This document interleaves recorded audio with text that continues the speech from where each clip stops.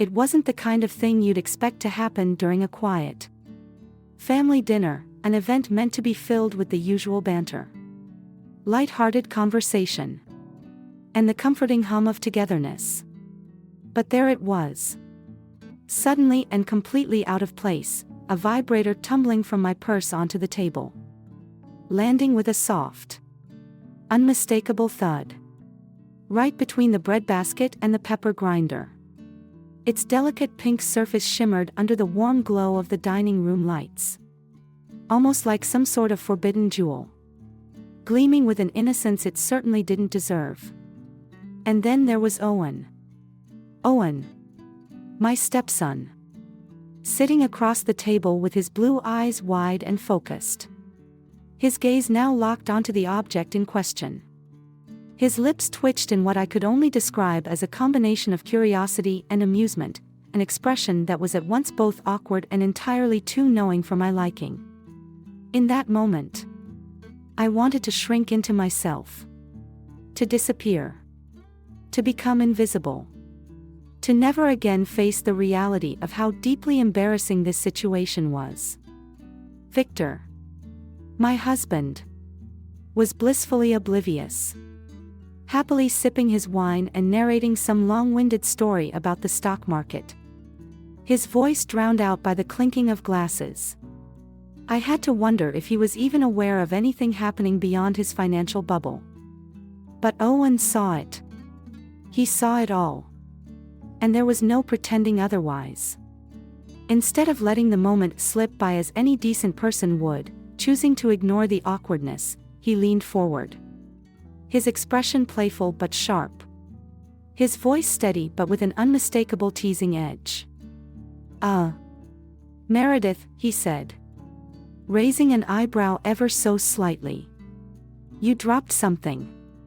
Time seemed to freeze. My mind scrambled, trying to figure out a way to undo this instant of utter mortification.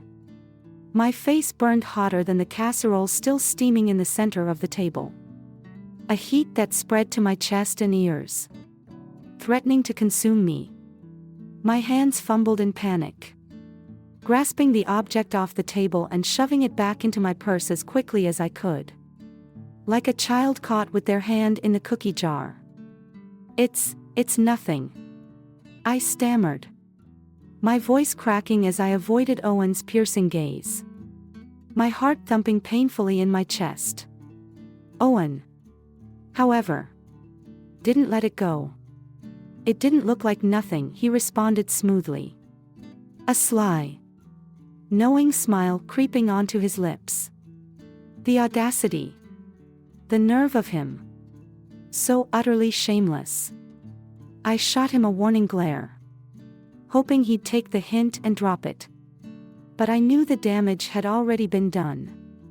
That object, that thing, was out in the open now, and I couldn't pretend it hadn't happened. Owen's gaze lingered on me for a beat too long, curious, teasing, but also something else. Something more complicated that I couldn't quite place. Victor, as if nothing had changed, carried on with his stock market monologue, blissfully unaware of the storm brewing in the room. I took refuge in menial tasks, clearing plates that didn't need clearing, refilling glasses that were already full. Anything to keep myself occupied and distract myself from the crushing weight of my embarrassment. That night, after dinner, I stayed in the kitchen, washing the same dish for what felt like hours. I scrubbed the countertop with obsessive care, as though the act of cleaning could somehow wipe away the memory of that moment. But just as I thought I might finally escape it, Owen's voice broke the silence, low and uninvited. "Hey," he said, his figure appearing in the doorway, his tall frame illuminated by the dim, hazy light from the hallway behind him. I jumped, startled by his sudden presence, and the sponge slipped from my hand, splashing into the sink with a soft clink. "Owen," I said, trying my best to sound composed. "Shouldn't you be in bed?" He leaned casually against the doorframe, crossing his arms and smirking as if this conversation was anything but a mistake. "I could say the same to you," he quipped, his voice laced with a mix of teasing and something else, something less playful, more serious. The air between us felt heavy, charged with unspoken tension. Owen stepped into the kitchen, his eyes locking with mine. It was the first time since the dinner that I'd looked him in the eye for more than a second. "I didn't mean to embarrass you earlier," he said, his tone now softer, more apologetic. But his gaze remained steady, intense. "I wasn't expecting that." I didn't know what to say. I gave a nervous laugh, still avoiding his gaze as I wiped my hands on a towel. "It was a mistake. A stupid mistake." "Was it?" he asked, his voice lowering, becoming more serious. His question hit me like a punch to the stomach. For the first time, I saw something deeper in his eyes, an intensity, a depth that made my insides twist. It was a question that wasn't just about the vibrator or the dinner, it was about something much larger, much more complicated than I was prepared to face. I didn't have an answer for him, at least not one I was willing to admit. The room seemed to close in on me, suffocating me with its unspoken truths. "Good night, Owen," I said quickly, my voice sharp as I brushed past him, retreating to the safety of my bedroom. Even as I closed the door behind me, I couldn't shake the feeling that something had shifted, something I couldn't undo. My heart pounded, and I felt that sinking sense of dread, as though nothing about this would be simple. And, of course, I was right. For the next few days, I tried to ignore the awkwardness that hung in the air. I convinced myself it was nothing more than a fluke, an accident, and that if I acted as though nothing had changed, neither would Owen. I told myself that time would erase the discomfort, that life would return to normal if I simply pretended it hadn't happened. At first, it seemed to work. Victor remained blissfully ignorant, immersed in his work and spending most evenings in his home office. Owen, too, went about his days in his usual manner, polite, respectful, and occasionally charming in that effortless way he had. But beneath the surface, something was different. There was an unspoken shift between us that I couldn't quite name but couldn't ignore either. I began noticing Owen more, his quiet confidence, the way he moved through the house with an almost tangible energy. His presence lingered in subtle ways, the faint scent of his cologne that seemed to cling to the air long after he passed by. The way his eyes met mine a little longer than usual. In the quiet moments, when Victor was distracted, I caught myself stealing glances at Owen, caught between guilt and curiosity. Then came the moment I couldn't ignore. It was a Sunday afternoon, unusually quiet in the house. Victor had gone out for a golf outing, leaving me alone with Owen. I was rearranging the bookshelf in the living room, mostly for the distraction of it, not because the books were out of order. Owen wandered in, barefoot and shirtless, the basketball he was carrying tucked casually under one arm. "Hey," he said, dropping down onto the couch, his skin still warm from the afternoon heat, his shorts hanging low on his hips. "Hi," I replied, trying to focus on the book in my hand. But my pulse quickened despite my best efforts. I forced my eyes down, trying to keep my thoughts from racing. "Where's your shirt?" I asked, my voice a little too strained. He grinned, the playful spark still in his eyes. "It's too hot." Don't worry. I'm not breaking any rules. You're definitely breaking some kind of rule. I muttered under my breath. Though he heard me. Of course. And chuckled softly. Then he leaned back against the cushions. His gaze never leaving mine. And after a long, pregnant pause, he spoke again. I've been meaning to ask you something, he said. His voice quieter now. More deliberate. I turned to face him. My heart beginning to race again. What is it? About the other night, he said. His tone soft but with an unmistakable edge of seriousness.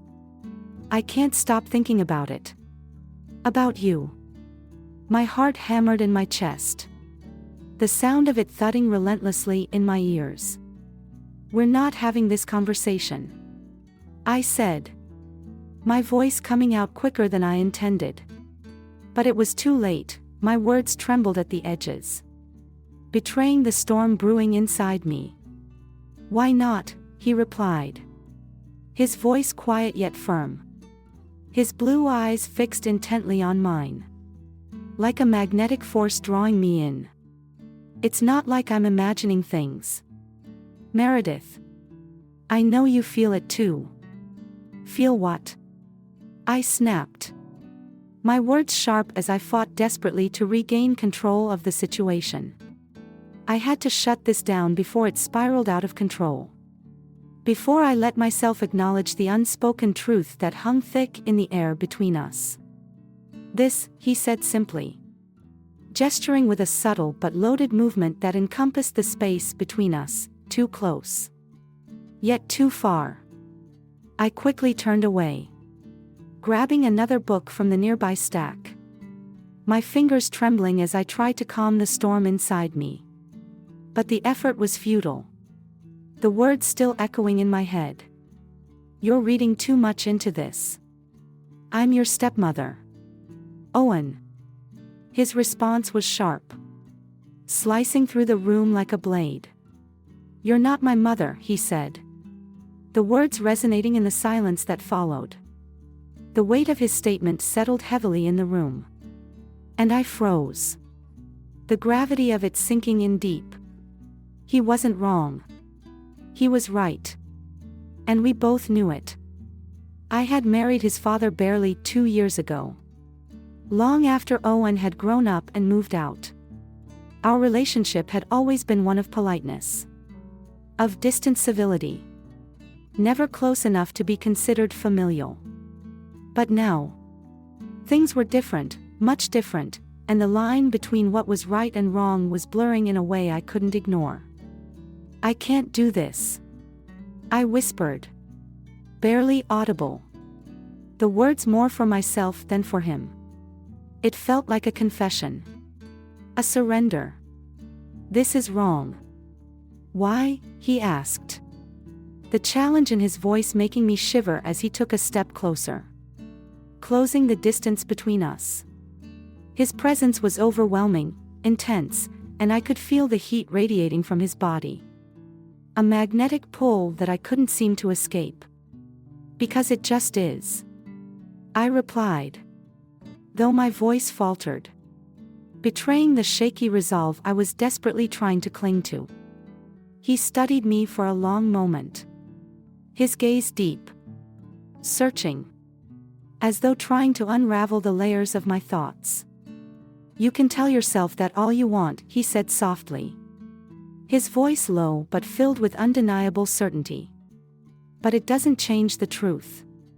Before I could respond, he turned and walked away. Leaving me standing there in the silence.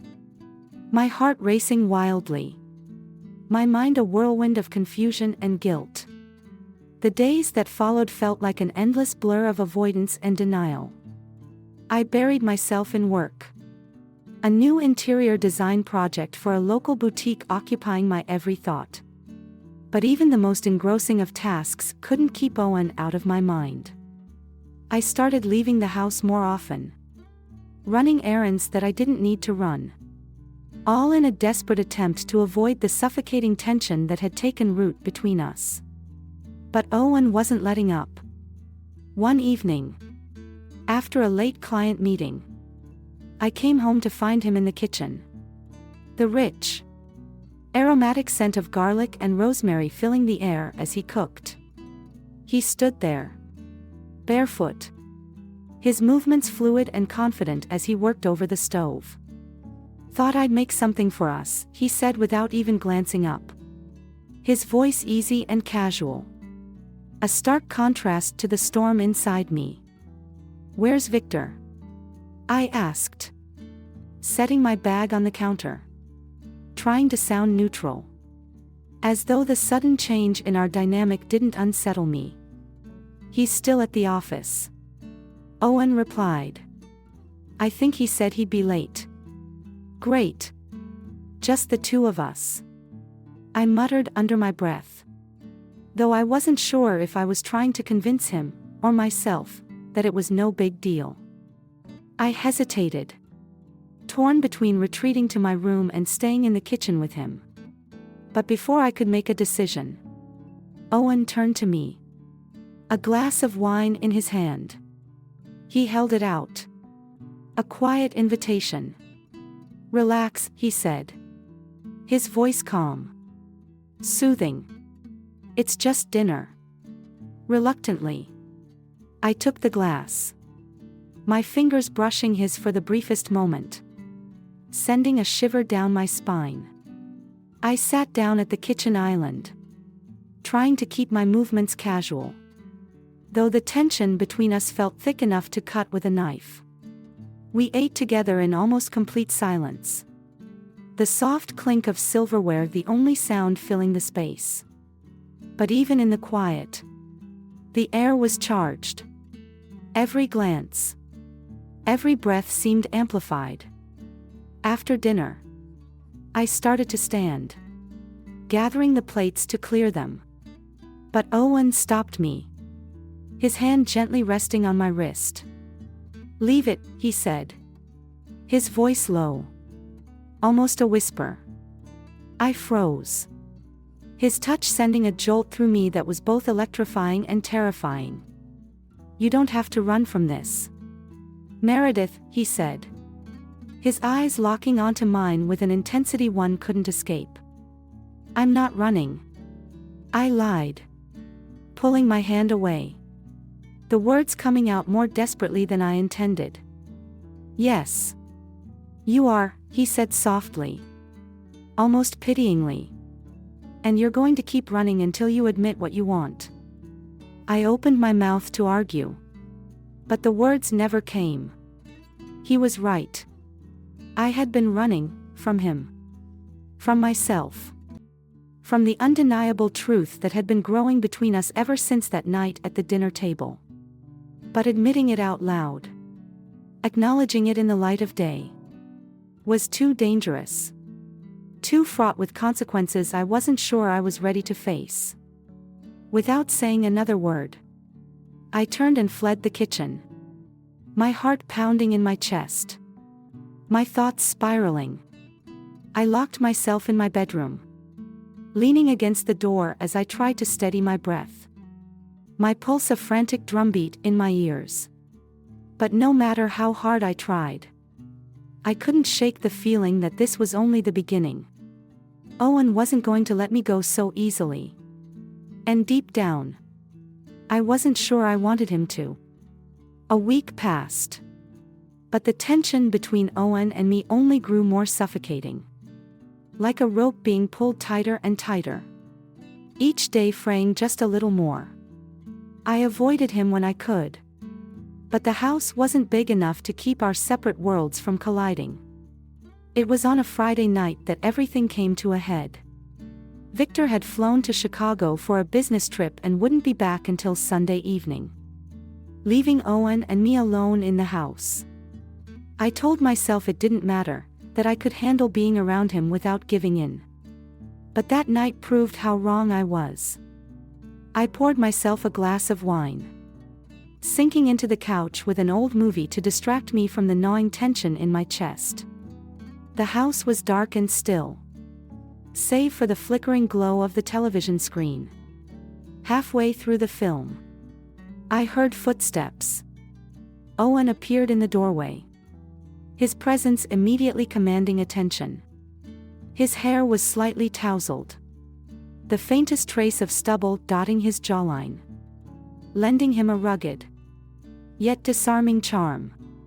He wore sweatpants and a simple t-shirt, an unpretentious ensemble. Yet there was an undeniable ease in the way he moved. It was as though every gesture, every step he took, was deliberate, carefully measured. Though effortlessly so, there was a quiet confidence in his bearing, a presence that set my pulse racing without him needing to say a word. "Couldn't sleep?" I asked, maintaining a casual tone, though my heart was already betraying me. "Not really," he replied, stepping into the room, his voice carrying a hint of vulnerability that I wasn't sure I'd heard before. "You?" I lifted my wine glass, the crimson liquid catching the light. "This helps," I said, forcing a small smile, hoping it masked the turbulence that churned inside me. He let out a soft chuckle, the sound warm and familiar, then walked over to the couch, sitting down beside me. The space between us was small, too small, and yet it felt like an ocean. I could feel the subtle heat of his body, the quiet rhythm of his breath, and despite my best efforts to appear composed, my heart began to race, each thud a reminder of how dangerously close he was. "What are you watching?" His voice, low and smooth, sent a shiver down my spine, as though he was trying to pull me into a conversation I wasn't sure I was ready to have. "Casablanca," I replied, my eyes still glued to the screen. The film's timeless magic was playing out before me. The scene where Rick and Ilsa share a final, heart-wrenching goodbye, an image of love and loss that felt all too poignant, as if it were a reflection of my own emotions in that very moment. "Just an old classic," I added, taking a deliberate sip of wine, hoping the action would steady my nerves. He leaned back on the couch, his arms stretching casually along the backrest, his fingers grazing the fabric of the cushions. His proximity was overwhelming, and I fought to keep my focus on the screen, even though I could feel his gaze on me, a weight that pressed into my skin. "I've never seen it," he said, his voice a little more vulnerable now. "You should," I answered, a soft smile tugging at my lips despite the tension building between us. "It's complicated, but beautiful." We lapsed into a quiet silence, the movie unfolding before us. But it felt like the world outside the room had ceased to exist. My mind was no longer on the story playing out on the screen. Instead, it was consumed with thoughts of him, of his nearness, of the unspoken words hanging in the air like a silent promise. And then, as though he could no longer contain the words, he spoke. His voice was barely more than a whisper, but it felt like a confession that pierced straight to my core. "You're beautiful, Meredith." The world seemed to tilt, and I could feel my breath catch in my throat. The room became impossibly still, my pulse louder than the soft hum of the television. I laughed nervously, trying to deflect the intensity of his words. "Owen, don't." But he didn't back down. His eyes locked onto mine, his expression unwavering. "I mean it," he said, the sincerity in his voice palpable. "I don't think you hear it enough. You deserve to hear it." His words wrapped around me, tightening with each beat of my heart. "You shouldn't say things like that," I said, my voice trembling. But the truth was, I wasn't sure why. The words tasted like honey, but they burned all the same. "Why not?" he asked. His voice low, insistent. He leaned closer, the air between us growing thick with unspoken desire. "Because." My voice faltered. And in that moment, I realized I didn't have an answer. I couldn't say it was because he was wrong. Because I wanted to believe he wasn't. Because. I trailed off, the words dying on my lips. Before I could stop myself, I stood abruptly, clutching my wine glass as though it were a lifeline. "I should go to bed," I muttered, my voice barely above a whisper, the need for escape driving every movement. But as I turned to leave, his hand caught my wrist, his grip firm yet gentle, grounding me. "Meredith." "Wait." I froze. My heart raced, my chest tight with emotion I couldn't name. And I couldn't bear to look at him, afraid of what I might see in his eyes, what I might feel.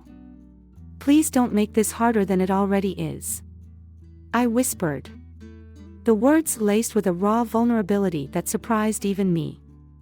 "Look at me," he said softly, his voice a quiet plea. Against every instinct, I turned toward him. The vulnerability in his gaze stripped away the walls I'd built around myself. For a brief moment, the world outside the room ceased to exist. And it was just the two of us, suspended in time, caught in something I wasn't sure I could control. Then, as if drawn by an invisible force, I leaned in. The first touch of his lips against mine was hesitant, tentative, as though he, too, was waiting for some sign, some assurance. But the moment his lips met mine, it was as if everything else fell away. The world, my fears, my doubts, they all melted into the kiss. A kiss that felt forbidden, intoxicating, and yet utterly inevitable. When we finally broke apart, I was trembling, my mind a whirlwind of conflicting emotions. I should have pulled away. I should have stopped it before it went any further. But as I met his gaze, the longing in his eyes was too much to resist. "Tell me you don't want this," he whispered, his voice barely audible. A question, a plea, that I couldn't answer. I couldn't. Not with the truth. The next morning, sunlight streamed through my bedroom window. But it felt like an intrusion. The events of the night before replayed in my mind. A reel I couldn't pause. A moment of weakness I couldn't undo. I felt a strange mixture of exhilaration and shame. The excitement of something new. Something dangerous. Clashing with the fear of what might come next. I told myself it was just a momentary lapse. A fleeting mistake that wouldn't happen again. But deep down, I knew better. The way he had touched me, the way he made me feel alive again, it was like a drug. And I was already hooked. And it didn't end there. Over the next few weeks, we found ways to steal moments of quiet intimacy, where no one could see us. No one could know. The secrecy, the thrill of hiding, only made it more intense. Every glance, every touch, felt electric, charged with the weight of what we were doing. One evening, after Victor had left for another business trip, Owen and I ended up at a small motel on the outskirts of town. It was an unremarkable place, seedy, nondescript, the kind of spot where people went to disappear. Where nothing mattered except what happened behind closed doors. As we lay tangled together in the dimly lit room, the reality of our actions pressed heavily on me. "We can't keep doing this," I murmured, my fingers tracing the line of his jaw, feeling the roughness of his stubble beneath my fingertips. "We don't have to stop," he replied, his voice steady, calm. But there was something in his words that felt like a promise. Or perhaps a warning. "We just have to be careful." Careful. The word sounded hollow, like a cruel joke. No matter how careful we were, the truth of what we were doing would eventually catch up with us. And I had no idea when the bomb would explode. But the fallout began sooner than I expected. One afternoon, while working on a design project for a wealthy client, Roger H. Haskins, I found myself cornered by his charm and his advances. He was the kind of man who always got what he wanted. And I wasn't sure how much longer I could keep pretending nothing was happening. "You have an eye for detail," he said, his words drawing a slow, deliberate rhythm, as if he were savoring the moment. His gaze lingered on me longer than was comfortable, sending an inexplicable chill down my spine. "I can see why Victor married you," he added, his tone thick with something I couldn't quite place. But it didn't sit right. I offered a polite smile, but it felt stiff, forced, like I was trying to cover up the unease that prickled at the back of my neck. His eyes were too intense, and something in his manner made me feel exposed, as though he could see every secret I tried so hard to keep hidden. The smile on my lips faltered, but I quickly recovered. I had to. This was the game, after all. But the situation escalated when he brushed past me, his body making far too much contact as he casually placed his hand on my waist. It lingered there for just a heartbeat too long, enough to make the hairs on the back of my neck stand on end. "Roger, please," I said, my voice strained as I took a subtle step back. But my pulse was already racing. His response was a slow smirk that seemed to stretch wider with each second, as if amused by my clear discomfort. "Come on, Meredith," he said, his voice a soft purr that felt like a challenge. "Don't act like you don't enjoy the attention." The words hung in the air, thick and suffocating. I could feel the tension between us simmering just beneath the surface. And I couldn't shake the feeling that this would not be the last time Roger tried to cross boundaries. The encounter had left me rattled, my mind spinning with the unspoken message that he wasn't finished with me yet. I just couldn't quite figure out his game. And then, of course, there was Lila, Owen's ex-girlfriend. She'd started showing up more frequently. And although she was charming on the outside, there was a sharpness to her that unsettled me. I couldn't put my finger on it, but I could feel the hidden edge beneath her polite smiles. One evening, I walked past Owen's room, and I heard her voice, low and smooth, almost seductive. "You've been different lately," she said. "Distracted. Is there someone else?" I didn't hear Owen's response. But that single sentence, filled with suspicion and knowing, was enough to tie a heavy knot in my stomach. Lila wasn't naive, she wasn't easily fooled. The thought of her discovering the secret between Owen and me sent a rush of panic through my veins. I didn't know how much longer we could keep pretending. By the time Victor returned from his business trip, the cracks in our lives had started to show. The tiny lies, the long hours spent at my desk, my sudden interest in working from home, it was all beginning to unravel. He was perceptive, even if he didn't always voice his suspicions. One evening, as we sat together in the living room, his brow furrowed as he looked at me with that familiar concern. "Is everything okay?" he asked. His voice quiet. Almost hesitant. "Of course," I replied quickly. My smile more strained than usual. My gaze darting away. But I could feel it, the lie hanging between us. And deep down, I knew the truth, everything was far from okay. The web of deceit I had woven was becoming more complex with each passing day. And I had no idea how long I could keep it from falling apart. What once had felt like an exciting secret now began to feel like a cage, suffocating me from the inside out. The stolen glances with Owen. The hushed conversations behind closed doors.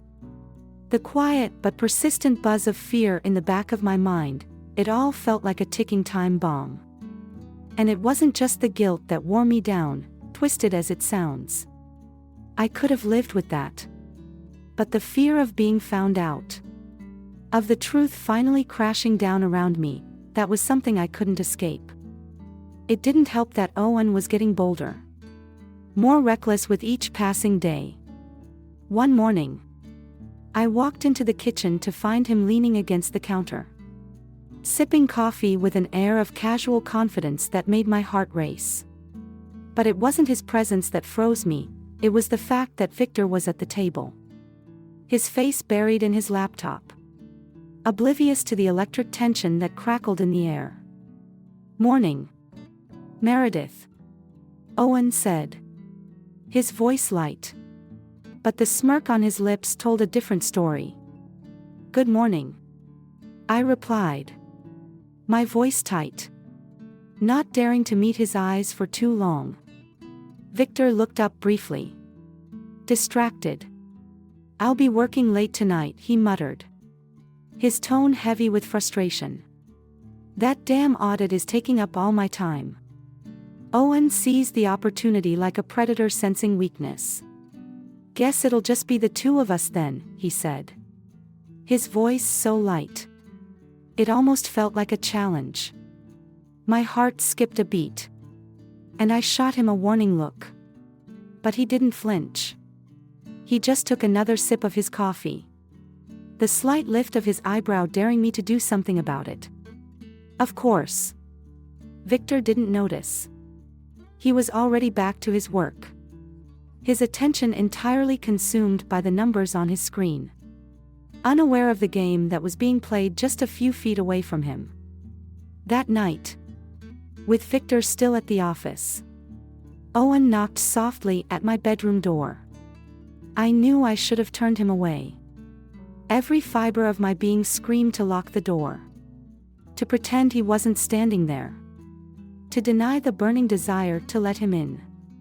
But when I opened it, and saw him standing there, his tousled hair, those intense blue eyes, my resolve cracked. "We shouldn't," I whispered, my breath catching as he stepped inside, closing the door behind him with a quiet click. "We shouldn't," he agreed. But his hand brushed against my arm in a way that made my skin burn. And I knew then that he had no intention of stopping. The path we were walking down was more dangerous than I had ever imagined. But it was too late to turn back. Every encounter with Owen, every stolen moment, each forbidden touch, felt riskier than the last. As though we were slipping deeper into something we couldn't escape. One night, in the quiet of a secluded park on the outskirts of town, we parked under the shadow of the thick trees. The moonlight filtered through the branches, casting ghostly shadows around us. The silence of the woods was almost oppressive, like it was holding its breath. "Do you ever think about how this ends?" I asked him, my voice soft, barely more than a whisper in the stillness. He turned to look at me, his expression more serious than I had ever seen. "Do you want it to end?" I didn't have an answer. Part of me was afraid to answer. Because sometimes, life didn't care if you were ready for answers or not, it forced them on you anyway. One evening, As I was working late in my office, Lila showed up unannounced. Her visits had become more frequent. And though Owen insisted she was harmless, I could see through the layers of sweetness that she wasn't the innocent girl she appeared to be. There was a sharpness in her eyes that put me on edge every time she entered the room. "Hey, Meredith," she said, leaning casually against the doorframe. "Is Owen around?" I looked up from my work, doing my best to keep my expression neutral. "I think he's out running errands. Did you need something?" She shrugged. But instead of leaving, she stepped inside without waiting for an invitation. "Not really. I just wanted to chat. Get to know you better." I forced a smile, trying to remain calm despite the flutter of nerves in my stomach. "Well, I'm always happy to chat. What's on your mind?" And so, we talked. Well, I mostly listened. But I couldn't shake the feeling that Lila's questions were more pointed than she let on. And as the night wore on, I wondered just how much she already knew. Lila tilted her head slightly, her gaze narrowing as she studied me, almost as if I were a puzzle she was determined to solve. "You've been married to Victor for what? 2 years now?" she asked, her voice smooth, almost too casual. "That's right," I replied, maintaining a steady tone, though inwardly, I could feel the pressure building. It wasn't the question itself that unsettled me, but the way she asked it, almost as though she was probing for something deeper. Something I wasn't ready to reveal. "And Owen," she continued, her words deliberate, each one carefully chosen. "He seems pretty comfortable around you." She let the sentence hang in the air, like a question she wasn't quite asking, but still expected an answer to. "I guess it must be nice, having someone younger around the house. Keeping things lively. Right?" Her comment cut deeper than I'd anticipated, hitting far too close to home. I felt the edges of my calm falter, but I quickly steadied myself, suppressing the rising wave of discomfort. "Owen's a great kid," I said, my voice measured but taut, betraying nothing of the internal struggle I was trying to keep at bay. Lila smiled, a tight, insincere thing. "Kid. Right," she said, her tone almost mocking. There was an edge to her words now, something sharper than mere casual curiosity. I didn't know how much she suspected, or how much she knew, but I could feel the weight of her scrutiny like a shadow pressing in around me. The conversation left me unsettled, every word from her echoing in my mind, unraveling my composure little by little. But if Lila's words were uncomfortable, they were nothing compared to what awaited me at work. Roger, my overly flirtatious client, had started to push the boundaries of professionalism. At first, it was just the occasional late-night call or a casual remark here and there, things I could easily brush off. But as the days wore on, his behavior became increasingly inappropriate. His tone began to shift from cordial to something more intimate. His words no longer veiled in the language of business. He called at odd hours, asking about more than just our projects. At first, I tried to dismiss it, telling myself that it was just harmless banter, that he was just trying to be friendly. But when he showed up at my house one afternoon, uninvited, with a bottle of wine in hand, claiming we could go over project details, everything changed. Victor was out, thankfully, and Owen was upstairs, unaware of the intrusion. I hesitated, my heart racing as I opened the door. The last thing I wanted was to be alone with Roger. But I didn't know how to refuse without causing a scene. I allowed him in, telling myself I'd keep the visit brief. But Roger had other plans. He took a seat on the couch, sitting just a little too close for comfort, flipping through my portfolio like it was his to examine. He leaned in slightly, his breath too warm against my skin, as he complimented me on my work. "You've got real talent, Meredith," he said, his hand grazing mine as if it were an afterthought. But the implication behind his words sent a shiver down my spine. "But you already know that, don't you?" I froze. I pulled my hand away so quickly it almost felt like an instinct. The need for distance overwhelming. Standing up, I tried to gather some semblance of control, my voice tight with forced politeness. "Thank you, Roger. But I think we've covered everything." His smile faltered. But he didn't argue. He got up, mumbling something about needing to go. But the weight of the moment lingered in the air. I watched him leave through the window, my stomach twisting. Something told me Roger wasn't the type to accept rejection quietly. 2 weeks later, the tension reached its breaking point. Victor had planned a small gathering at our house to celebrate a recent business deal. It was supposed to be an evening of casual celebration, just close friends and colleagues. But the atmosphere was anything but casual.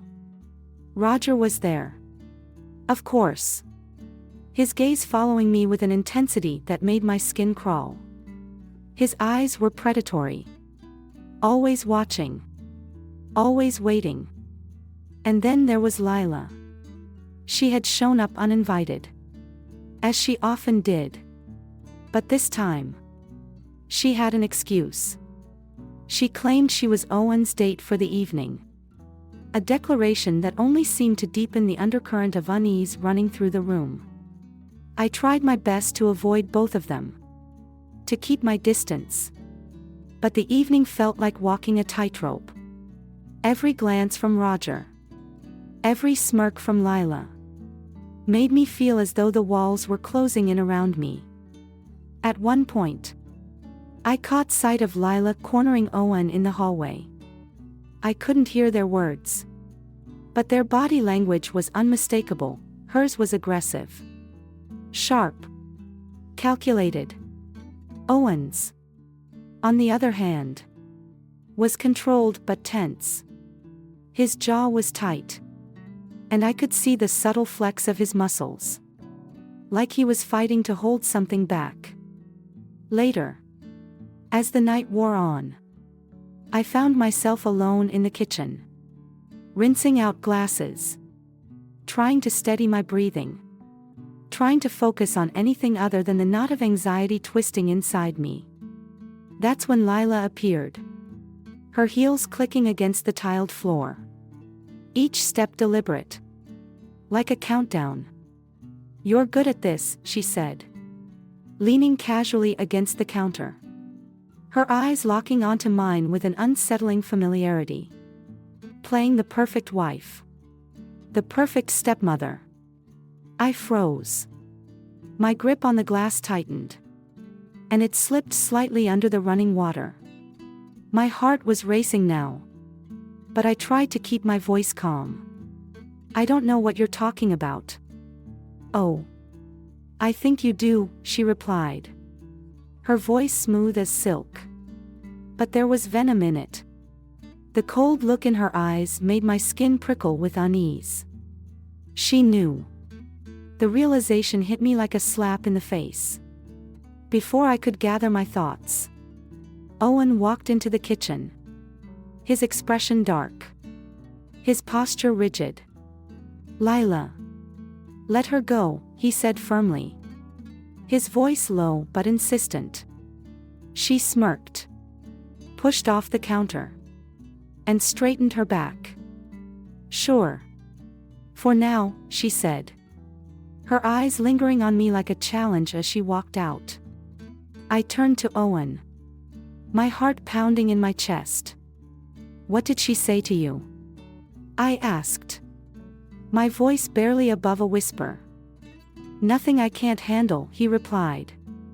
His jaw clenched. "But we need to be more careful." It felt as though we were already walking a tightrope. And every step was one step closer to falling. I had no idea how much longer we could keep this charade up without everything collapsing in on itself. The following day, a cryptic text from Roger arrived: "We need to talk soon." I stared at the screen, my stomach churning. I had no idea what he wanted. But I knew it wasn't just about business. And as if that wasn't enough, Lila's parting words still echoed in my mind. She wasn't going to let this go, not without a fight. The life I had so carefully constructed, so meticulously maintained, was beginning to crumble. I could feel the cracks spreading beneath my feet, threatening to swallow me whole. Victor's suspicions grew slowly but steadily, like storm clouds gathering on the horizon. At first, he said little, merely watching me with a quiet intensity that made my skin crawl. Owen, on the other hand, seemed unfazed, or perhaps bolder, more brazen. He carried himself with a new kind of confidence, brushing past me in the hallway or giving me lingering glances that made it feel as though he wanted us to get caught. As though he was daring the world to uncover our secret. The pressure was mounting, and I wasn't handling it well. My work began to suffer. During meetings, I found myself zoning out, unable to concentrate, my mind drifting to everything I was trying so hard to hide. Even Roger noticed. "You seem preoccupied," he remarked one afternoon as we reviewed fabric samples in his downtown office. "I'm fine," I replied curtly, hoping my tone would shut him down. But he didn't buy it. Roger leaned back in his chair, studying me with a smirk that made my skin crawl. "Trouble at home?" he asked, his voice almost gleeful. I forced a smile, willing my discomfort to stay hidden.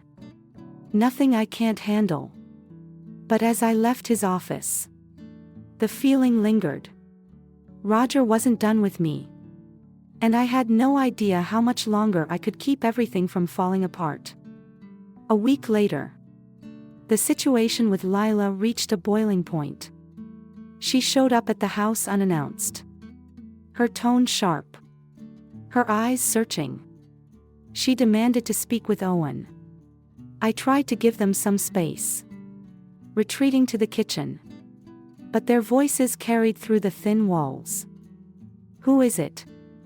"Owen," she demanded, her voice trembling with anger. "Who's the woman you're seeing?"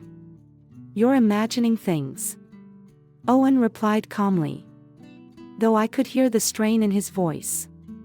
"Don't lie to me," Lila snapped. "I can feel it. You're hiding something." I clenched my fists, my heart racing as I waited for the argument to end. When Lila finally stormed out, slamming the door behind her, I found. He looked at me, his jaw tight, his expression a mixture of frustration and desperation. The lines of tension on his face were more than just the stress of the moment, they spoke of a deeper turmoil. Something unspoken that had been simmering between us for weeks. "What are we going to do?" he asked, his voice low and urgent, almost a plea. I swallowed hard, my hands trembling slightly as I tried to hold myself together. "We need to be more careful," I said, my voice shaking, betraying the storm of emotions raging within me. Owen stepped closer, his eyes locking onto mine with an intensity that made my breath catch in my throat. The longing in his gaze was palpable, but so was the frustration. "I don't care about everything, Meredith," he said, his voice raw. almost breaking. "I care about you." His words hit me like a physical blow. A punch to the gut that left me breathless. I wanted to believe him. God.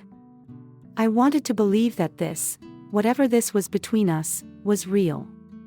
But reality was far more complicated. I had a life. A husband. A career that I had worked so hard to build. The truth, it could destroy everything. Every single thing I had ever known. The secret meetings became our lifeline. A fragile thread of connection in a world that was growing increasingly uncertain. We found ways to see each other without raising suspicion. Without triggering the inevitable fallout. There was the park at the edge of town. A quiet haven where we would sit in my car. Talking in hushed voices. The words between us heavy with unspoken desires. The windows would fog up as we sat close. So close that I could almost convince myself that this was normal. That there was nothing wrong.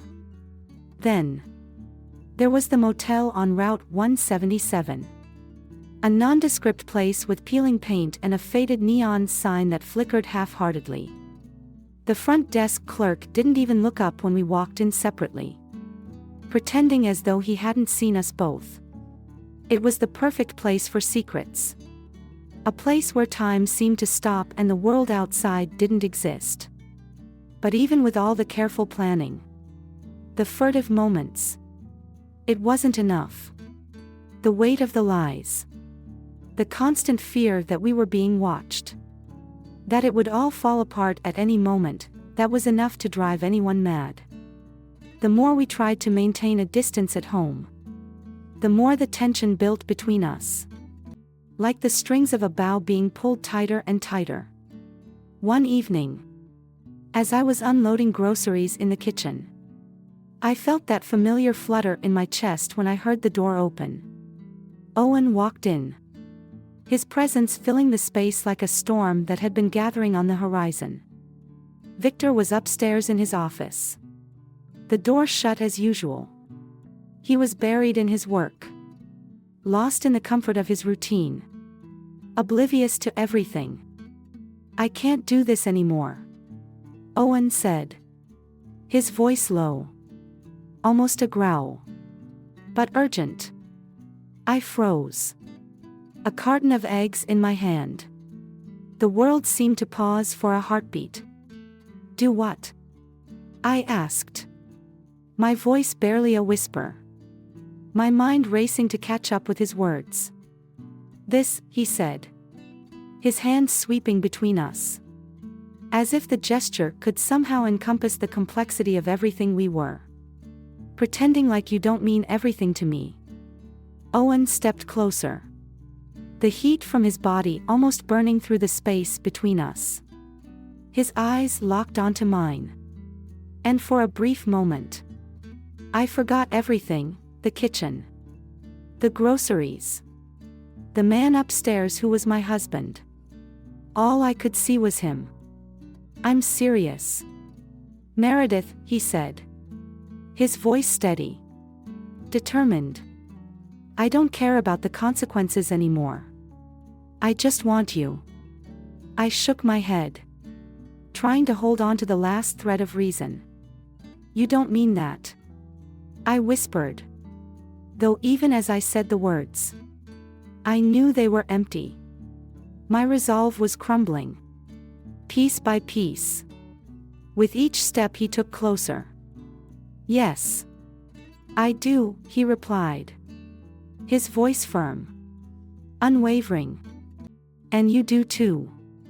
Before I could protest, he closed the distance between us and kissed me. His lips were firm. Insistent.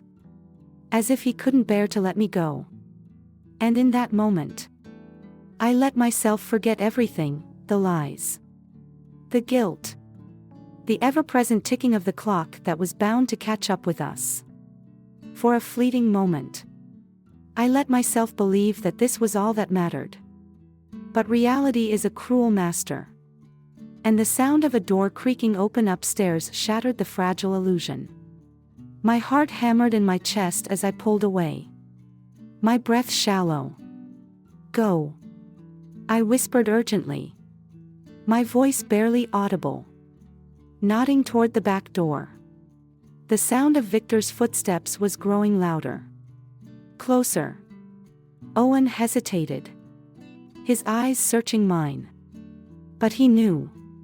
He knew the clock was running out. He slipped out the back door just as Victor walked into the kitchen. His gaze casually sweeping the room. "Everything okay?" he asked. His voice too casual. His eyes narrowing ever so slightly. As if something didn't quite sit right with him. "Fine," I said quickly. My voice a little too high-pitched. Betraying my nerves. "Just putting away the groceries." Victor studied me for a long moment. His gaze lingering on me with an almost unnerving intensity. Then, with a slight shrug, he turned and walked to the fridge, grabbing a beer as if nothing had happened. I exhaled slowly, my hands trembling as I resumed unloading the groceries. Each item a reminder of the life I had built. The life I was about to lose. 2 weeks later, the breaking point came. It was a Saturday. And Victor had invited some of his colleagues over for drinks and dinner.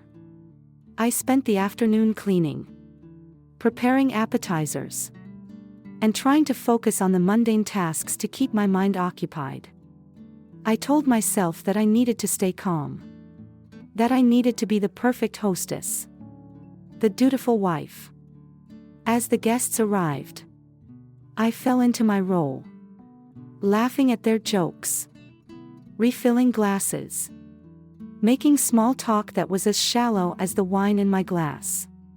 But when Roger showed up uninvited, everything shifted. He was always like this, impulsive. Unpredictable. "Meredith," he said with that smug smile of his as he handed me a bottle of wine. Couldn't resist crashing the party. I forced a smile. But my stomach twisted in knots. Victor, ever the gracious host, welcomed Roger with open arms, ushering him into the living room to join the other guests. But Roger's attention was fixed on me. And the more he drank, the bolder his comments became. "You're wasted on Victor. You know that?" he whispered once. His voice low and dangerous. "You could have so much more." I flinched. My skin crawling. "Stop," I hissed, glancing around to make sure no one else could hear. But Roger didn't stop. He leaned in closer. His breath hot against my ear. "You don't have to play the dutiful wife with me. I know what you really want." Before I could respond, Owen walked in. He froze. His eyes going hard when he saw Roger standing so close to me. His jaw tightening. Muscles tensing in that familiar way. "What's going on?" he demanded. His voice sharp. Cutting through the tension like a knife. "Nothing," I said quickly, stepping away from Roger. But Owen wasn't convinced. His eyes narrowed. And I could see the storm brewing in them. "Are you bothering her?" he asked. His voice cold. "Dangerous." Roger smirked. "Unbothered. Relax. Kid. It's just a conversation." It didn't look like just a conversation. Owen shot back, his fists clenching at his sides. The threat in his voice unmistakable. "Stop it," I said, my voice trembling as I stepped between them. "Both of you." The room felt like it was closing in. The air thick with tension. I could feel Victor watching us from across the room. His expression unreadable. His eyes flicking between us with a quiet suspicion. "I think you should leave," Owen said. His voice steady but edged with a menace that even Roger couldn't ignore. Roger raised an eyebrow. But he didn't argue. He just smirked, tipped his glass toward me in a mocking toast, and left without another word. The silence that followed was deafening. Victor approached slowly, his eyes narrowing as he looked between Owen and me. His curiosity piqued. "What the hell was that about?" he asked, his tone casual but with an undercurrent of suspicion. "Nothing," I said quickly, trying to sound nonchalant, even though my heart was hammering in my chest. Roger had too much to drink. Victor didn't look convinced. But he didn't press further. He simply turned and walked back to join his colleagues, leaving me alone with Owen in the hallway. "You didn't have to do that," I whispered, my voice barely audible, as the weight of what had just happened sank in. "Yes, I did," Owen replied, his voice firm and unwavering. I froze, staring at him, my heart hammering in my chest as the weight of his words sank in. This was it. We were on the edge, teetering dangerously close to everything we had so carefully concealed unraveling. The tightrope we'd been walking for so long was snapping under the pressure. And there was no way to stop the fall. "We can't keep doing this," I whispered, barely audible, my voice shaking with the weight of the truth I didn't want to face. But Owen didn't flinch. His expression was resolute, unyielding. "I'm not letting you go, Meredith. Not now. Not ever," he said, his words like an anchor, keeping me tethered to him even as everything else was slipping away. I should have known it would all collapse eventually. Secrets like ours are always fragile, teetering on the edge of exposure. They don't stay buried forever, especially in a house filled with suspicion, where every glance feels loaded with meaning and every word might carry more weight than it's supposed to. The tension was unbearable, and I could feel it closing in on me, like a vice tightening around my chest. But it wasn't Victor or Lila who would uncover us. No, the discovery came from something far more insidious and unexpected. It all started on a warm Saturday afternoon, during one of those gatherings that, on the surface, seemed perfectly innocent. Victor, ever the gracious host, had invited a few of his colleagues over for drinks and grilling in the backyard. I spent the morning preparing, my hands moving mechanically as I set the table, my mind racing. The smile I forced on my face felt like a mask, a shield to cover the tension that gripped my every movement. Owen was there too, drifting in and out of the kitchen, his presence a constant reminder of the line we had crossed, of the forbidden we could no longer pretend didn't exist. Lila arrived midway through the afternoon, uninvited but somehow expected. She'd been showing up more frequently lately, and I couldn't shake the feeling that something was shifting, that her sudden interest in Owen had less to do with him and more to do with me. Lila had always been sharp, too sharp, and today, her eyes never seemed to leave me. I could feel the weight of her gaze, the way it lingered just a little too long whenever I glanced at Owen. The subtle shift in her expression when his voice softened as he spoke to me. It was as if she knew. She was watching, waiting for me to slip, to betray myself in some small way. The air in the house felt heavy, thick with unspoken tension. Every word, every movement seemed amplified, as if the walls themselves were holding their breath. I tried to keep it together, to maintain the facade of normalcy. But it was harder with every passing moment. At one point, I caught Lila whispering to Owen in a quiet corner of the yard. Her eyes flicked toward me, sharp and calculating, as she leaned in close. Owen brushed her off. But there was a brief flash of something in her expression, something dark and knowing, that sent a shiver down my spine. As the sun began to dip below the horizon, the guests slowly filtered out, their laughter and chatter fading into the night. Victor stayed outside with his last colleague, deep in conversation over a bottle of scotch. It was then that Lila made her move. I was in the kitchen, scrubbing at a stubborn stain on the countertop, when she appeared in the doorway.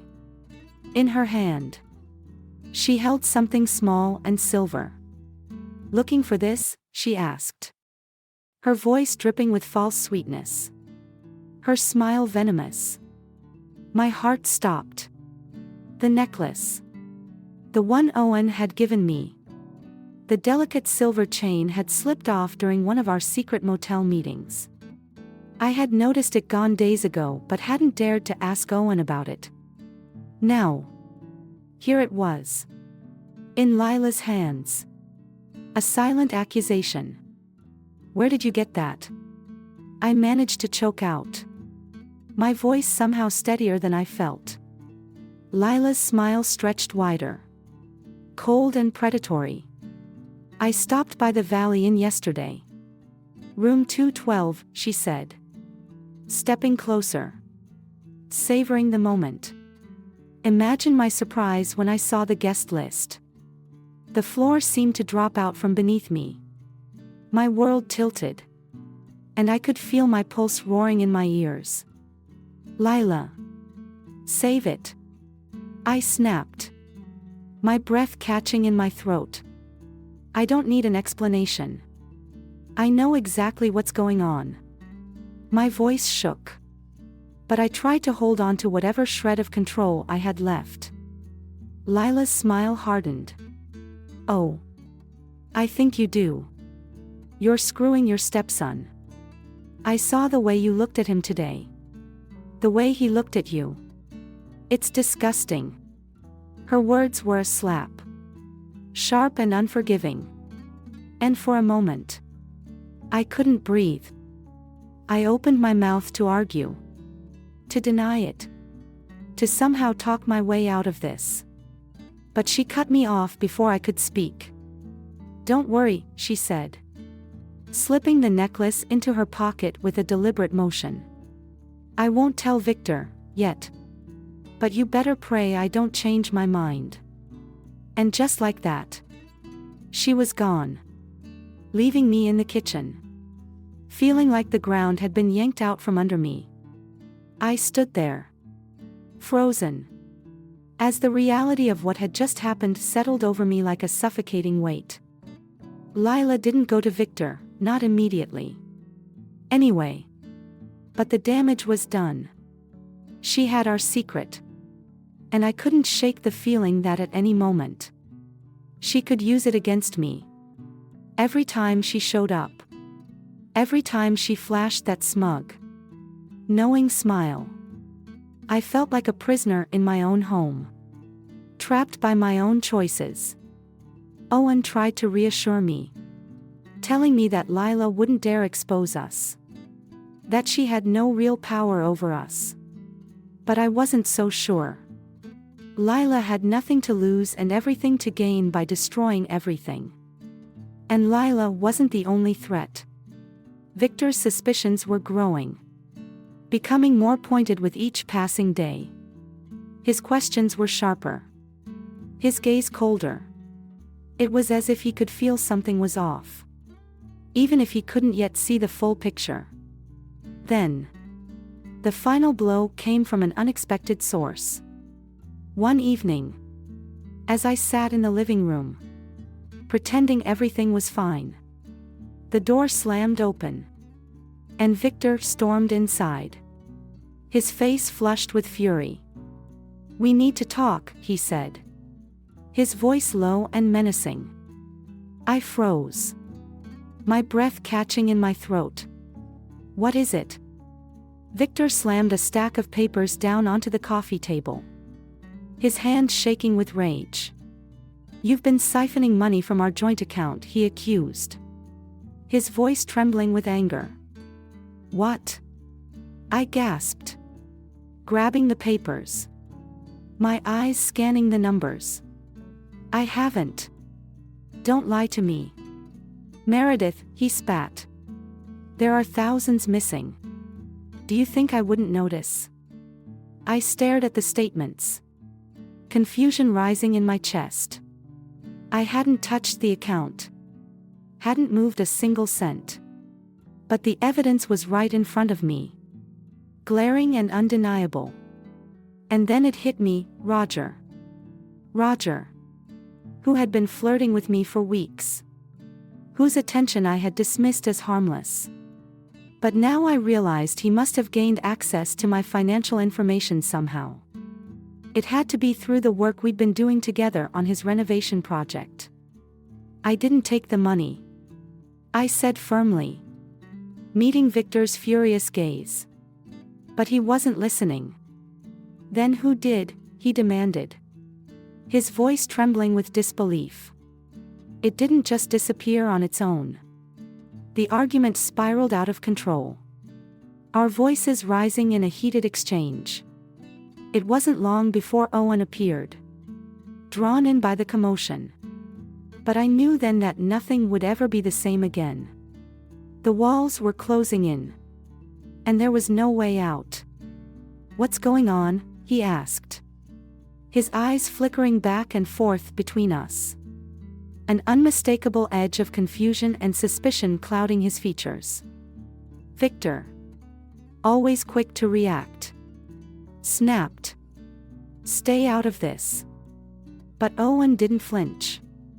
Instead, he stepped forward, positioning himself between us, his protective instincts surging to the forefront. It wasn't just about defending me, it was about something deeper. A silent promise he had made to himself to stand his ground. Victor's eyes narrowed, and the tension in the room seemed to reach a breaking point. It was as if all of his bottled-up frustrations had finally reached a boiling point, ready to spill over. "What are you even doing here?" he demanded, his voice dripping with scorn. "You're always lurking around, hanging on, as if you don't have a life of your own. Can't you take a hint?" Owen's jaw clenched, and I could see the muscles in his neck tighten. It was like he was trying to hold back a torrent of words. But instead, he chose to keep his response measured. "Maybe I care about what happens in this house," he said quietly. But the words carried a weight far heavier than he probably intended. Victor's laughter came out sharp, mocking, as if Owen's words were the punchline to a joke he didn't find funny. Or maybe, he sneered, "You've got something to hide, just like her." The room froze. For a moment, the air was thick with unspoken words, with the unsaid truths hanging over us like a storm cloud.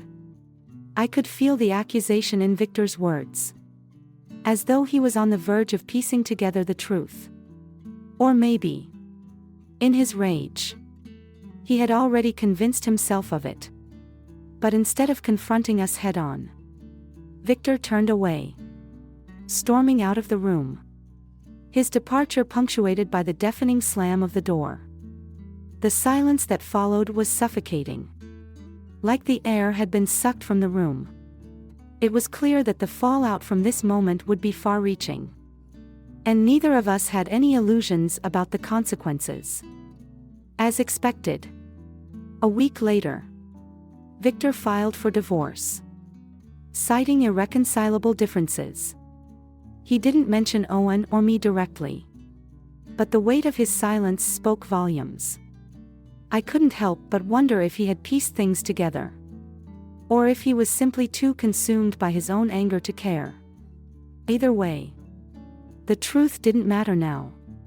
The damage had already been done, and our lives were about to change in ways we could never have predicted.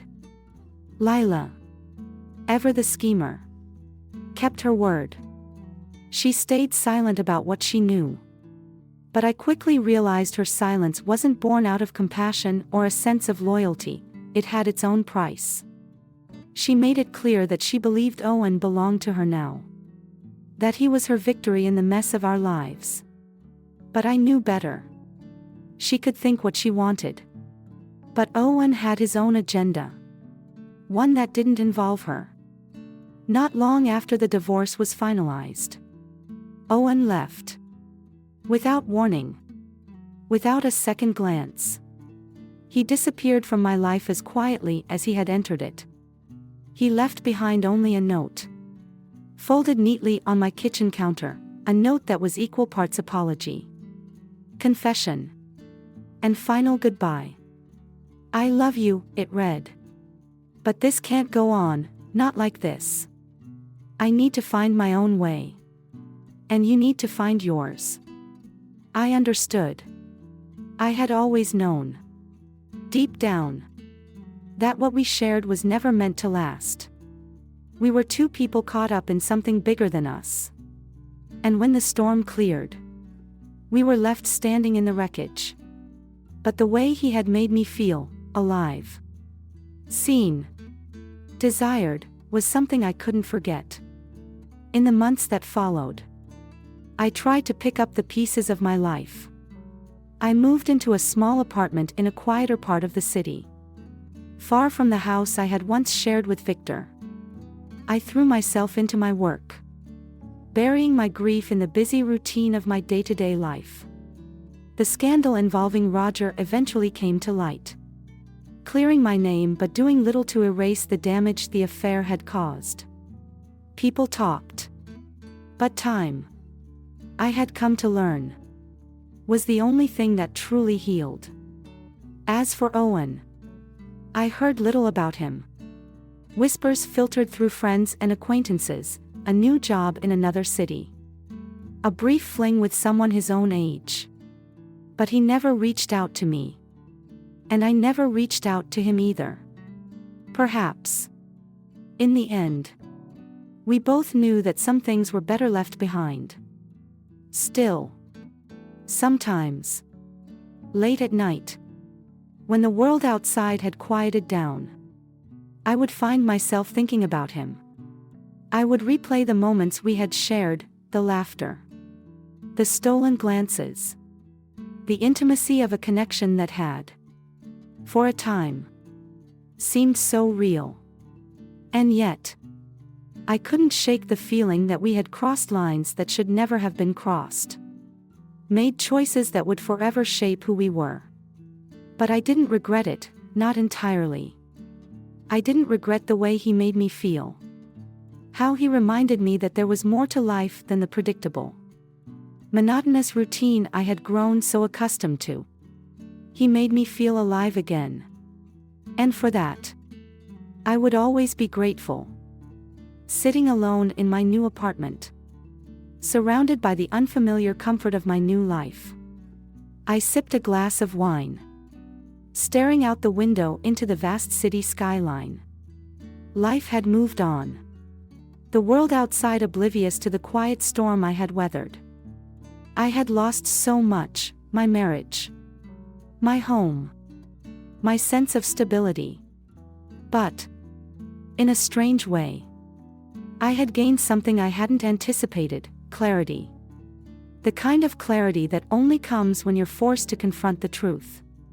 No matter how painful or uncomfortable it may be. Sometimes, the things that break us are the very things that set us free. And though I had lost everything I thought I needed, I had come to realize that what truly mattered was the person I had become in the aftermath of it all. I had survived, and perhaps, in the process, I had finally begun to live.